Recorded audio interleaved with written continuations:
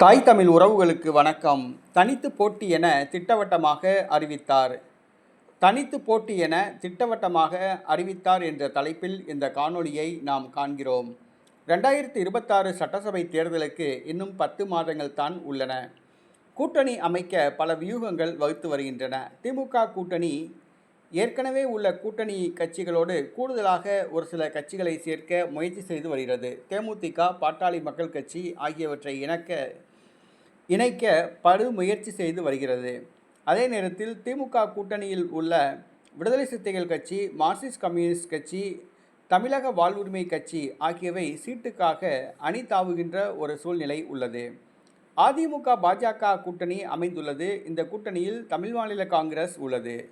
மேலும் புதிய தமிழகம், பாட்டாளி மக்கள் கட்சி, தேமுதிக, தமிழக மக்கள் முன்னேற்ற கழகம் உள்ளிட்ட சாதி கட்சிகளை, மத கட்சிகளை இணைக்க பேச்சுவார்த்தை நடத்தப்பட்டு வருகிறது.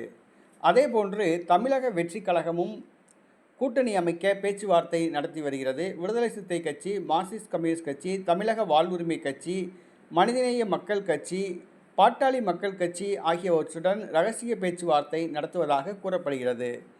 ஆனால் இந்த சூழ்நிலையில் தனித்து போட்டியிடுவதாக நேற்றைய தினம் திட்டவட்டமாக அறிவித்தார் ஒரு பிரபல தலைவர். ஆம், நாம் தமிழர் கட்சி தலைமை ஒருங்கிணைப்பாளர் செந்தமிழன் சீமான் அவர்கள் நேற்று தன்னுடைய கட்சி தனித்து போட்டியிடும் என திட்டவட்டமாக அறிவித்தார். நேற்றைய தினம் மே 18 இன படுகொலை பொதுக்கூட்டம் கோயம்புத்தூரில் நடைபெற்றது. மிக பிரமாண்டமாக நடைபெற்றது. ஏறத்தாழ 10 லட்சத்துக்கும் அதிகமான நாம் தமிழர் கட்சி தொண்டர்கள் இந்த கூட்டத்தில் கலந்து கொண்டனர்.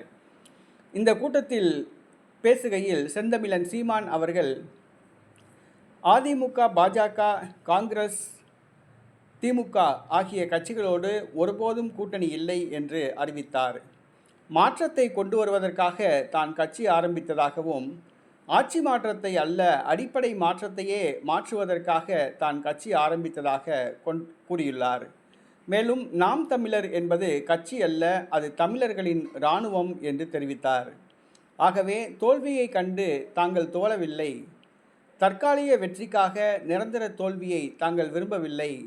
ஆகவே வருகிற சட்டசபை தேர்தலில் தாங்கள் எந்த கட்சியுடனும் கூட்டணி அமைத்து போட்டியிடப் போவது கிடையாது. வருகிற சட்டசபை தேர்தலில் நாம் தமிழர் கட்சி தனித்தே போட்டியிடும் என்று அறிவித்தார்.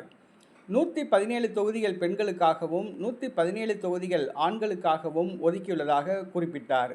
மேலும் 134 தொகுதிகளில் இளைஞர்களை நிறுத்தப் போவதாக அறிவித்தார். நாம் தமிழர் கட்சி எந்த காலத்திலும் கூட்டணி அமைத்து போட்டியிடாது.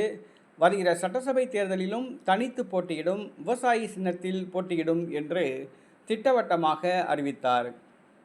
நாம் தமிழர் கட்சி தனித்து போட்டியிடும் என்று அறிவித்திருப்பது அதிமுக, பாஜக, தமிழக வெற்றி கழக கட்சிகளுக்கு மிகப்பெரிய ஒரு அதிர்ச்சியை கொடுத்துள்ளது.